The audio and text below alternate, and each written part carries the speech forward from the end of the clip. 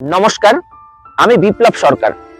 আপনারা প্রত্যেকেই অবগত আছেন যে দুর্নীতির কারণে আমাদের রাজ্যে 2016 সালে এসএসসির মাধ্যমে যে শিক্ষক শিক্ষিকা নিয়োগ করা হয়, সেই প্যানেলটি যোগ্য অযোগ্য নির্বিচারে বাতিল করে দেওয়া হয়। এই প্যানেলের বেশিরভাগ শিক্ষক শিক্ষিকা যোগ্য হওয়া সত্ত্বেও তাদের চাকরি বাতিল করে দেওয়া হয়। এই প্যানেলের বেশিরভাগ শিক্ষক শিক্ষিকা কেউ 6 বছর, কেউ 7 বছর চাকরি করার পরও বিনা অপরাধে তাদের চাকরি আমাদের দেশের সর্বোচ্চ ন্যায়ালয় কেড়ে নেয়। অথচ আমরা দেখতে পাই একই ধরনের কেসের ক্ষেত্রে অন্য রাজ্যের ক্ষেত্রে এই একই সুপ্রিম কোর্ট, এই একই বিচার ব্যবস্থা রায় প্রদান করেন যে কমিশনের মিস্টেকের কারণে ক্যান্ডিডেট কখনো সাফার করতে পারে না। আবার আরেকটি একই ধরনের কেসের ক্ষেত্রে আমাদেরই সুপ্রিম কোর্টের প্রধান বিচারপতি রায় দেন যে 8 বছর চাকরি করার পর কারো চাকরি কেড়ে নেওয়া যায় না। তাহলে দেখুন, সংবিধান এক, বিচার ব্যবস্থা এক, দেশ এক, অথচ দেখুন একই ধরনের কেসের ক্ষেত্রে রায়ের কত পার্থক্য। এ যেন এক বিস্ময়। এটিকে আমি পৃথিবীর অষ্টম আশ্চর্য ছাড়া আর কিছু বলতে পারছি না। এবার আসি আমাদের জন্য বিনা অপরাধে অত্যন্ত অমানবিকভাবে একই চাকরির জন্য কোনো অন্যায় না থাকা সত্ত্বেও যেভাবে দ্বিতীয়বার পরীক্ষার আয়োজন করা হলো, সেই পরীক্ষায় আমি সহ, ব্যক্তিগতভাবে আমি সহ আমরা অনেকেই এই মুহূর্তে সেফ জায়গায় থাকলেও আমাদেরই অনেক সহকর্মী যারা দুর্নীতির সঙ্গে কোনোভাবে যুক্ত ছিলেন না, যারা তাদের মেধা এবং পরিশ্রমকে সম্বল করে 2016 সালের পরীক্ষার মাধ্যমে চাকরিটি অর্জন করেছিলেন, তাদের মধ্যে অনেকেই কিন্তু কেউ এবার 1 নম্বরের জন্য, কেউ 2 নম্বরের জন্য এইবার এসএসসিতে ইন্টারভিউর জন্য ডাক পাননি। তারা কিন্তু অত্যন্ত যোগ্য, কিন্তু যে তীব্র মানসিক যন্ত্রণা, সময়ের স্বল্পতা এবং তীব্র মানসিক চাপ নিয়ে যে পরীক্ষা দিয়েছেন তারা, এই মানসিক চাপের কারণে, এই তীব্র যন্ত্রণার কারণে আমাদেরই অনেক সহকর্মী কিন্তু এবার ইন্টারভিউর জন্য ডাক পাননি। এই প্রসঙ্গে আমি আমাদের 2 জন সহকর্মী যারা অত্যন্ত মেধাবী এবং যোগ্য হওয়া সত্ত্বেও এইবার ইন্টারভিউর জন্য ডাক পাননি, তাদের কথা আপনাদের সামনে তুলে ধরতে চাই। এদের মধ্যে একজন হলেন আমাদের সকলের অত্যন্ত পছন্দের এবং কাছের অমিত রঞ্জন ভূঁইয়া স্যার।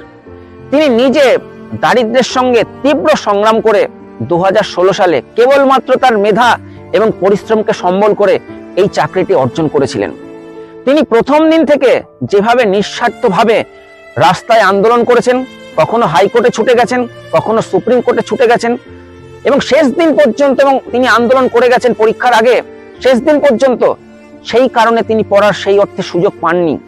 এছাড়া তীব্র মানসিক যন্ত্রণা তো ছিলই, আর তার সাবজেক্টে সিট কমে যাওয়া আরেকটা কারণ। জেনারেল ক্যাটাগরিতে তার সাবজেক্টে কিন্তু 2016 থেকে অনেক সিট কমে যায়, ইত্যাদি বিভিন্ন কারণ।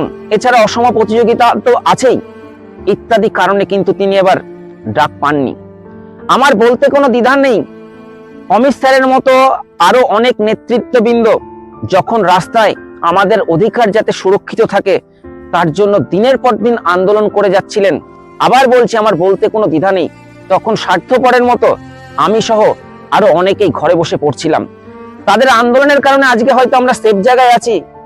আপাতত অন্ধকার পেরিয়ে যেটুকু আলো আমরা সামনে দেখতে পাচ্ছি, সেই আলোর দেখার মূল হোতা কিন্তু এই অমিত স্যারের মতো কয়েকজন নেতৃবৃন্দ। সুতরাং তারা দিনের পর দিন এই রাস্তায় পড়ে থেকে যে আন্দোলন করেছেন, সেই জন্য তারা পড়ার খুব একটা সময় পাননি।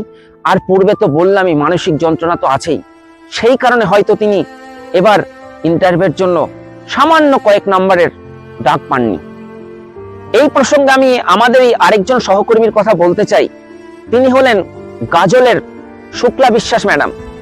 তিনিও এই নতুন এসএসসি পরীক্ষায় মাত্র 1 নম্বরের জন্য ইন্টারভিউতে ডাক পাননি। তিনি নিজে ঠিক করে চোখে দেখতে পান না, তার বাবা অসুস্থ, মা দুর্ঘটনায় আহত হয়ে শয্যাশায়ী। একটা সময় তার এই মা বিভিন্ন বাড়িতে পরিচারিকার কাজ করে তাকে বড় করেছেন। অত্যন্ত দারিদ্র্যের সঙ্গে সংগ্রাম করে তিনি কিন্তু 2016 সালে তার এই চাকরিটি পেয়েছিলেন। ভাঙা ঘরে থেকে তিনি কিন্তু কেবলমাত্র তার মেধা এবং পরিশ্রমকে সম্বল করে এই চাকরিটি অর্জন করেছিলেন। হ্যাঁ, চাকরি পাওয়ার পর তিনি ব্যাংক থেকে 26 লাখ টাকা লোন নিয়ে থাকার মতো একটা সুন্দর বাড়ি করেছিলেন। কিন্তু আগস্টের পর তার কি হবে? আগস্টের পর তার ব্যাংকের লোন কে শোধ করবে? তাকে একটা ভিডিও বলতে শুনছিলাম যে আমাকে বিষ দিয়ে দেয়া হোক।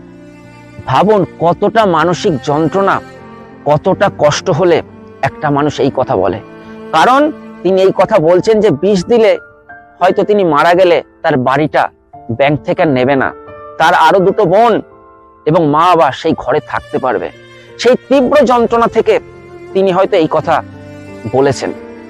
যারা মানসিক যন্ত্রণা, অসম প্রতিযোগিতা, এছাড়া বয়সজনিত কারণে, কারণ সহ বিভিন্ন কারণে এইবার ইন্টারভিউর জন্য ডাক পাননি, তাদের জন্য যাতে অবিলম্বে প্রশাসনের তরফ থেকে বিকল্প সম্মানজনক ব্যবস্থা করা হয়, অবিলম্বে সেই উদ্যোগ গ্রহণ করা হোক।